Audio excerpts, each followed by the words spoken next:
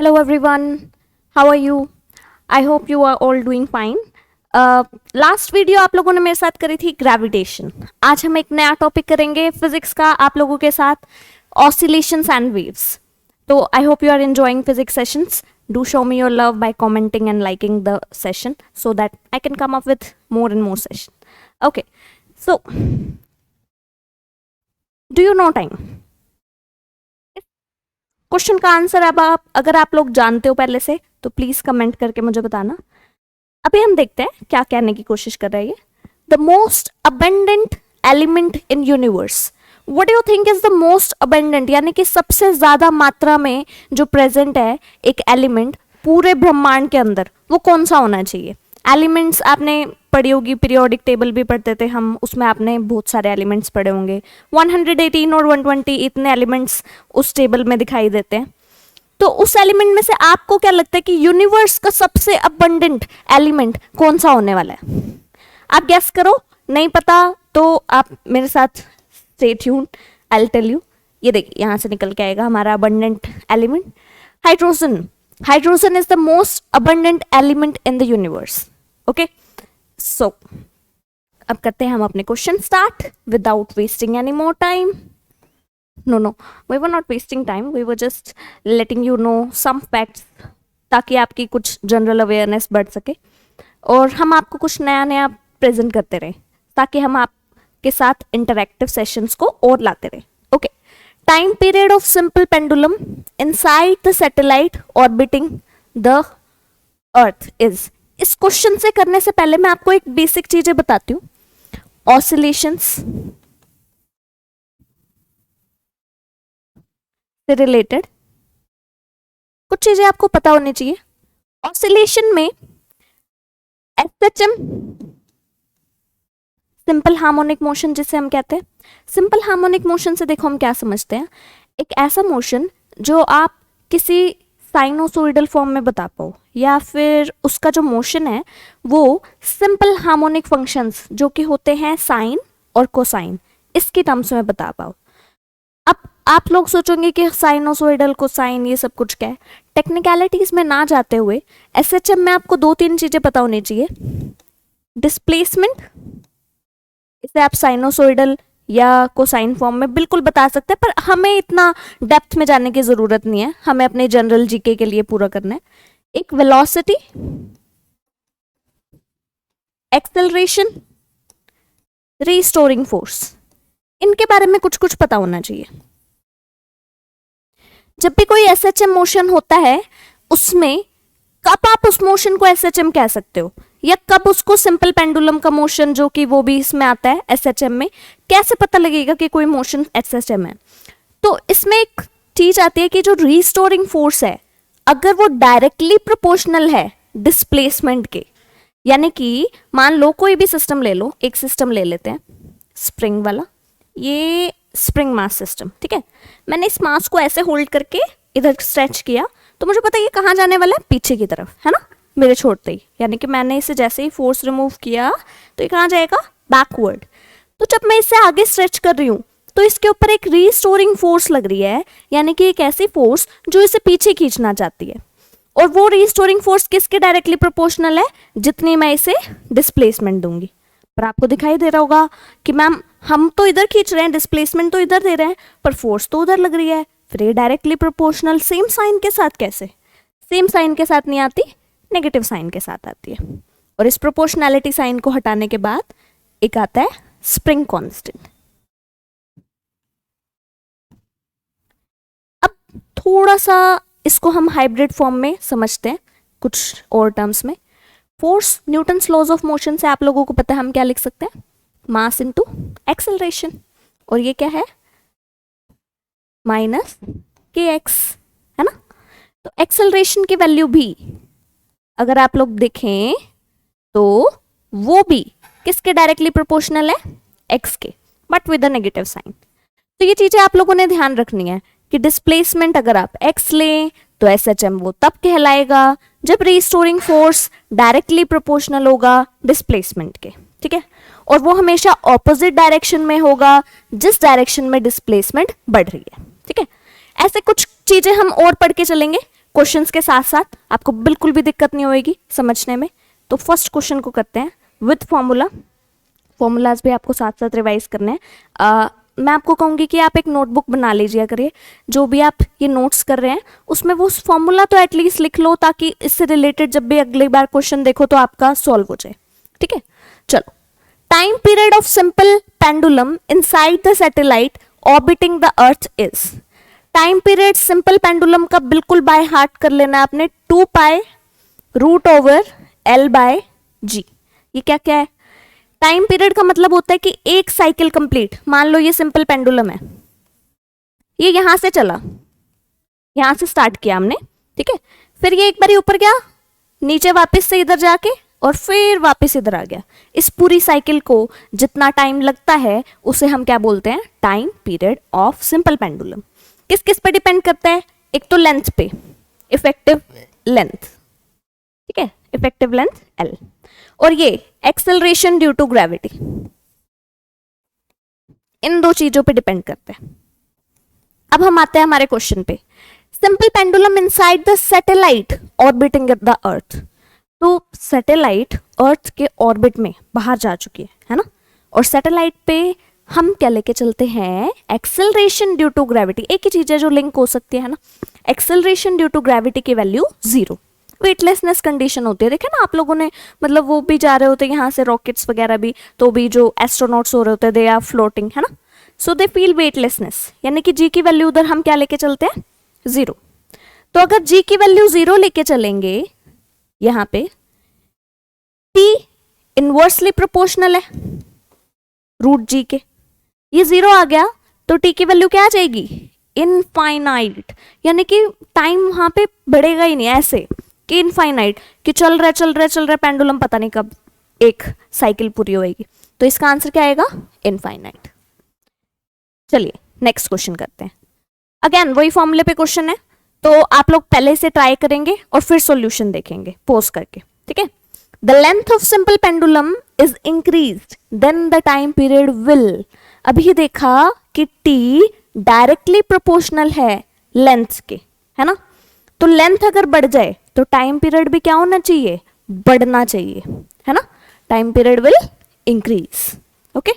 और अगर ये कहें कि क्लॉक स्लोअर होगी सिंपल पेंडुलम वाली या क्लॉक फास्टर होगी, उसका क्या करें? अगर टाइम पीरियड बढ़ जाता है, यानी कि एक साइकिल कंप्लीट करने का टाइम बढ़ रहा है ना, 1 सेकेंड था तो 2 सेकेंड हो गया, तो क्लॉक क्या हो रही है? स्लोअर, है ना, क्लॉक क्या हो जाएगी? Slower, okay. नेक्स्ट करते हैं। एक चाइल्ड है, झूले पे बैठा है, सिटिंग पोजीशन में, खड़ा हो जाता है, खड़े हो जाता है ना झूला खाने के लिए। Then the time period of swing will, आपको क्या लगता है फिर उसका टाइम पीरियड स्विंग का क्या होना चाहिए? बढ़ना चाहिए, घटना चाहिए, क्या होना चाहिए? तो फिर से देखो, मान लो ये हमारा स्विंग है और ये हमारा चाइल्ड है। अभी के लिए इसकी लेंथ कोई सीजी मिड पॉइंट से ले लेते हैं, इसका मास नीचे की तरफ कॉन्सेंट्रेटेड है तो एल ये है ना। अभी वो खड़ा हो जाएगा थोड़ी देर बाद, मान लो ये हमारा चाइल्ड खड़ा हो गया, इसे बैठे बैठे अच्छा नहीं लग रहा था, तो खड़े होने के बाद हमारी जो लेंथ है, मान लो इसका सी जी यहाँ है, सी जी सेंटर ऑफ ग्रेविटी, पूरा होल मास का एक मिडल पॉइंट जहाँ पे मास कंसंट्रेटेड है, ठीक है। तो अब ये लेंथ इफेक्टिवली क्या होगी? पहले बड़ी थी अब घट गई, क्योंकि मास पहले छोटी सी जगह पे कॉन्सेंट्रेटेड था, अब वो मास थोड़ा आपने एक्सटेंड कर दिया, तो लेंथ क्या होगी पेंडुलम की? डिक्रीज। इफेक्टिव लेंथ डिक्रीज होने की वजह से टाइम पीरियड भी क्या हो जाएगा? डिक्रीज। अब time period of the swing will decrease, क्योंकि लेंथ क्या होगी? घट की, तो एल अगर डिक्रीज होगी इफेक्टिव लेंथ तो time period will also decrease, ठीक है, तो डिक्रीज। चलिए नेक्स्ट देखते हैं। If v is the magnitude of velocity, okay, a is the magnitude of acceleration, fine, x is the magnitude of displacement, then at the mean position of particle performing SHM क्या होगा? SHM simple pendulum भी SHM perform करता है, तो हम simple pendulum से समझते हैं, ठीक है। ये मान लेते हैं mean position, that is t equals to 0 और मिडल, यहां से हमने इसको ऑब्जर्व करना स्टार्ट किया मीन पोजीशन से। तो कह रहे हैं a is maximum in x and v are zero. तो आपने बेसिकली बताना है कौन कहां पे मैक्सिमम होगा, कौन कहां पे मिनिमम होगा। फर्स्ट स्लाइड में आप लोगों ने देखा है मेरे साथ कि एक्सेलरेशन डायरेक्टली प्रोपोर्शनल है एक्स के, चलो नेगेटिव साइन के ही साथ, पर डायरेक्टली प्रोपोर्शनल है, राइट। तो अगर जहां एक्स बढ़ेगी तो वहां पे ए तो मैक्सिमम हो गई, है ना। ओके, अब आते हैं वी की बात। हमें नेचुरली भी पता है अगर ये बॉब एक मैक्सिमम पोजीशन पे चला जाए वहां पे जाके रुकता है, रुकेगा, राइट। तो यहां पे इसकी वेलोसिटी एक्सट्रीम पोजीशन पे, इसे हम क्या बोलते हैं, एक्सट्रीम पोजीशन। तो वेलोसिटी क्या होती है, जीरो होती है ना। तो वेलोसिटी एक्सट्रीम पोजीशन पे क्या होगी, जीरो। हम then at the mean position से अगर आप मैग्नीट्यूड लेके चल रहे हो एसएचएम का, तो यहां पे एक्स तो होगा मैक्सिमम डिस्प्लेसमेंट, है ना भाई, यहां से चले तो मैक्सिमम डिस्प्लेसमेंट, और ए भी क्या होनी चाहिए, बढ़नी चाहिए, चलो नेगेटिव ही सही, है ना, ऐसा कुछ होना चाहिए। तो a is maximum x and v are zero, v is maximum x and a are zero, v and a are maximum and x is zero, x and a are maximum and v is zero. देखो यहां पे हम क्या कर सकते हैं, ये वाली पोजीशन उन्होंने क्या कहा है, then at the mean position, हमें तो मीन पोजीशन पे बताना है भाई यहाँ पे। तो मीन पोजीशन पे भी देख लेते हैं, कोई नहीं। देखो मीन पोजीशन पे यहाँ पे रुकता तो नहीं है कभी भी पेंडुलम, तो v तो कभी जीरो होगी नहीं, उल्टा यहाँ पे v मैक्सिमम होती है, यहाँ v क्या होती है, maximum. t equals to zero से अगर आप देखने लगे थे तो डिस्प्लेसमेंट तो कुछ भी नहीं थी उस टाइम, तो x की वैल्यू जीरो, तो a की वैल्यू भी जीरो, है ना। तो a और x जीरो होंगे, x और a zero, v is maximum. तो आंसर करेक्ट इज सेकेंड। अच्छा एक्सट्रीम पोजीशन पे पूछते तो, एक्सट्रीम पोजीशन पे पूछते तो हमारा आंसर करेक्ट आता फोर्थ। ओके चलो नेक्स्ट देखते हैं।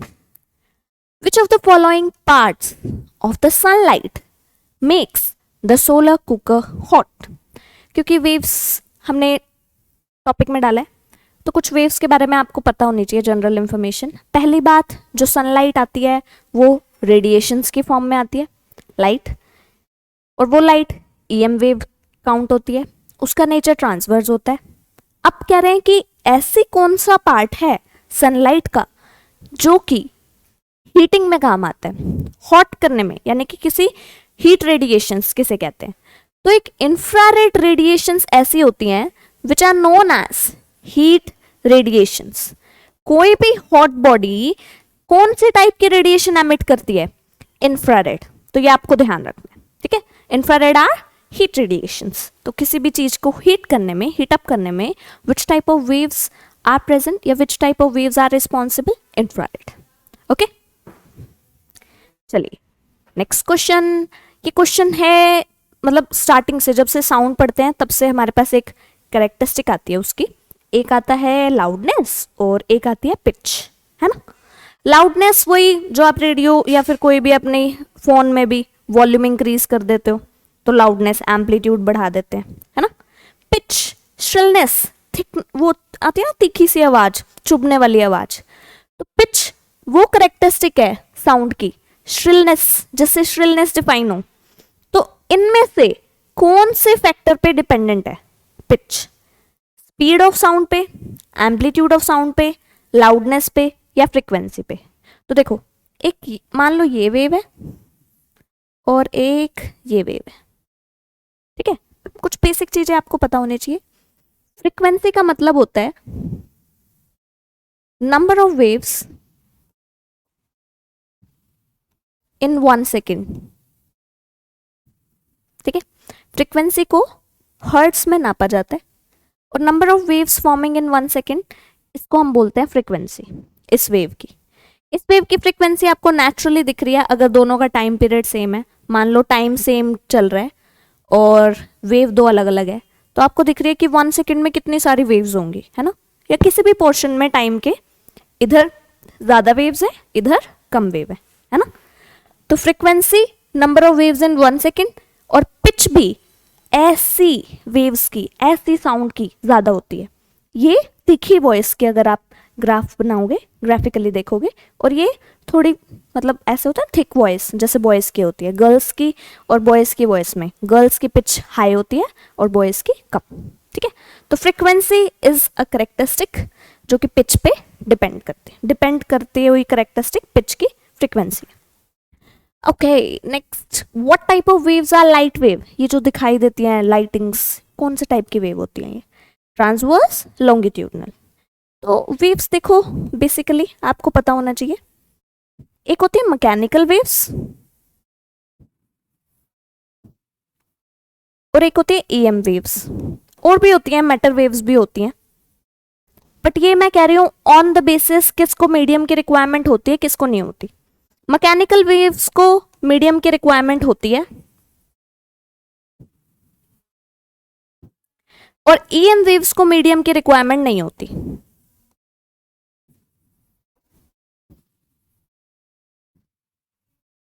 ठीक है, ईएम वेव्स लाइट वेव्स होती हैं। लाइट वेव्स का नेचर कैसा होता है? EM waves. और ईएम वेव्स का नेचर कैसा होता है? जो इलेक्ट्रिक फील्ड और मैग्नेटिक फील्ड दोनों की वेरिएशन से मिलके बनती है। और ये कैसी होती है? देखो, मान लो ये हमने एक 3D प्लेन बनाया, ये हमारी मैग्नेटिक फील्ड और ये हमारी इलेक्ट्रिक फील्ड, कुछ ऐसे मिलके, इन दोनों की हेल्प से मिलके हमारी ईएम वेव्स बनती है। इनको मीडियम की रिक्वायरमेंट नहीं होती। अच्छा, ये मैंने बनाया क्यों है, क्यों इतने डेप्थ में जाना? तो देखो, ये जो वेव का टाइप होता है ये होता है ट्रांसवर्स। लॉन्गिट्यूडनल भी होता है, आपने देखा होगा, साउंड वेव्स लॉन्गिट्यूडनल होती हैं ऐसे, कंप्रेशन, रेयरफेक्शन, कंप्रेशन, रेयरफेक्शन, ऐसी साउंड वेव्स होती हैं। और उनका टाइप क्या होता है? मैकेनिकल। ठीक है, तो ये चीजें आप लोगों को पता होनी चाहिए, इसको लिख देते हैं। ये कौन से टाइप की वेव होती है? Mechanical waves. साउंड वेव्स जो होती हैं वो मैकेनिकल वेव होती हैं। और कैसी होती है? Longitudinal in nature. और लाइट वेव्स, ईएम वेव्स होती हैं, इनका नेचर कैसा होता है? ट्रांसवर्स। तो हमारा करेक्ट आंसर है ट्रांसवर्स वेव्स। ठीक है, जस्ट अगर आपके पास ऐसा मिलता जुलता क्वेश्चन आए तो आपको पता होना चाहिए। नेक्स्ट करते हैं, in which of the following media the sound travel the fastest? सबसे ज्यादा फास्ट साउंड किस में ट्रेवल करेगी? तो भले ही आपको, अगर लाइट और साउंड में हमारे को, अगर किसी को भी ऐसा हो कि क्योंकि लाइट वेव्स वैक्यूम में सबसे फास्ट मूव करती हैं तो साउंड वेव भी, ऐसा कुछ भी नहीं होगा, दोनों के अलग टाइप की वेव है। और साउंड वेव्स जो होती है वो सबसे ज्यादा फास्टेस्ट किस में ट्रेवल करेंगी? सॉलिड्स में, देन लिक्विड्स में, देन गैसेस में। ठीक है, जितने पार्टिकल क्लोज क्लोज क्लोज उतनी वाइब्रेशन जल्दी पहुंचेंगे उनके पास। ठीक है, तो साउंड वेव्स की अगर बात आए तो सबसे ज्यादा वो सॉलिड में फास्टेस्ट मूव करती हैं, फिर लिक्विड में, एंड देन गैसेस में। तो ऑब्वियसली हमारा आंसर आएगा solids. Okay, next, the waves with the frequency above the audible range of human being. Audible range यानी कि जो उन सी फ्रिक्वेंसीज ह्यूमन के हियरिंग रेंज में आती हैं, कि किस से लेके कहाँ तक, कहाँ से लेके कहाँ तक की फ्रिक्वेंसीज ह्यूमन ईयर आसानी से बिना डैमेज के सुन सकता है। ठीक है, तो 20 हर्ट्स टू 20,000 हर्ट्स, ये होता है ह्यूमन का ऑडिबल रेंज।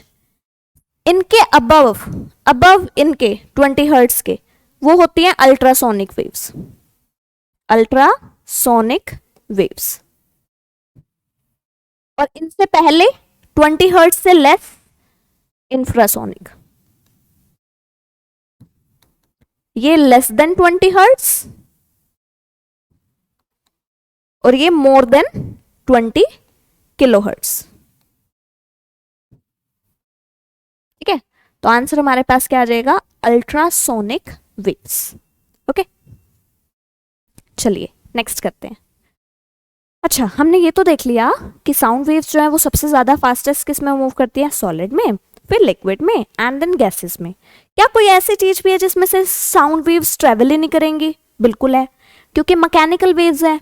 मैकेनिकल वेव्स को तो मीडियम चाहिए होता है, और अगर इसमें मीडियम नहीं हो, कहीं पे मीडियम ना हो, वहाँ पे साउंड भी ट्रैवल नहीं करेगी। एक 9th स्टैंडर्ड में 9th साउंड वाले चैप्टर में एक एक्सपेरिमेंट होता था कि हमने वैक्यूम क्रिएट कर दिया, एक इलेक्ट्रिक बेल है, पहले सुनाई दे रही है जब हमने उसको ऐसे ही रख रखा है एटमॉस्फेयर में, पर जैसे ही अगर उसकी एयर को सक आउट कर लिया यानी कि वैक्यूम से, तो बस आपको वो हिलती हुई नजर आएगी, उसकी साउंड प्रोडक्शन, साउंड नहीं महसूस होएगी, ना सुनाई देगी मतलब। तो वैक्यूम में कभी भी साउंड वेव्स ट्रैवल नहीं करती, ठीक है, मीडियम ही नहीं है, कहाँ पे वाइब्रेशन जाएंगे। तो आंसर क्या आएगा? Vacuum. From which medium sound wave can not pass through vacuum. Okay, next, the frequency of sound wave, frequency को न्यू से डिनोट करते हैं। इसका फॉर्मूला या तो ये लिखते हैं, टाइम पीरियड, एक वेव का कंप्लीट होने का टाइम पीरियड, कि एक वेव पर यूनिट टाइम पीरियड, या नंबर ऑफ वेव्स पर यूनिट टाइम। इसे फ्रीक्वेंसी की आप कह सकते हो मैथमेटिकल रिप्रेजेंटेशन है। यूनिट क्या होती है? हर्ट्ज, ठीक है। तो फ्रीक्वेंसी दे रखी है आपको और वेवलेंथ दे रखी है। वेवलेंथ लैम्डा, मान लो ये वेव है, तो यहां से लेके एक वेव कंप्लीट होने का जो हॉरिजॉन्टल डिस्टेंस होता है उसे हम क्या बोलते हैं? वेव लेंथ, ठीक है, वेव की, एक पूरी वेव की length. Okay, what is the speed of the sound? तो इन तीनों में ना रिलेशन होता है, किस किस में? Speed of sound, frequency of the sound, ये न्यू होता है, आप इसे एन भी कर सकते हो, अगर आपको कंफ्यूजन हो तो आप एन को मतलब डिनोट करने के लिए, रिप्रेजेंट करने के लिए ले सकते हो। और एक लैम्डा, या तो अगर आप 12th कर चुके हो, किसी को फिजिक्स में इंटरेस्ट हो, तो एक फॉर्मूला होता था E is equals to h nu, EM waves का, तो हम इसे लिखते थे h c by lambda. C is light की स्पीड, नीचे वेवलेंथ और ऊपर फ्रीक्वेंसी। अगर ये नहीं पता तो ये तो सबको पता है, स्पीड का फॉर्मूला क्या होता है? डिस्टेंस पर यूनिट टाइम, हाँ ये तो पक्का पता है ना, ठीक है। तो स्पीड ऑफ साउंड को मानो v, डिस्टेंस को हम ले लेते हैं वेवलेंथ, टाइम को हम ले लेते हैं t, और अभी हमने देखा है कि 1/t क्या होता है? Frequency, right. तो v is equals to lambda nu, बस ये रिलेशन याद रखना है, v is equals to lambda nu, बस पुट कर देते हैं। फिर ध्यान ये रखना है कि यूनिट जो हो भाई वो एसआई में होने चाहिए, नहीं तो गड़बड़ कर दोगे। तो ये आंसर आ जाएगा, lambda is 2 metre and frequency is 200, answer is 400 metre per second. Done. Okay, so that's all for today. I hope कि आपको पूरे जितने भी हमने क्वेश्चंस करे हैं उनके बारे में आइडिया अच्छे से समझ में आ गया हो, और इनके टचिंग क्वेश्चन कॉन्सेप्ट्स के भी आप सॉल्व कर पाए। Till the next video, keep leading, keep planning.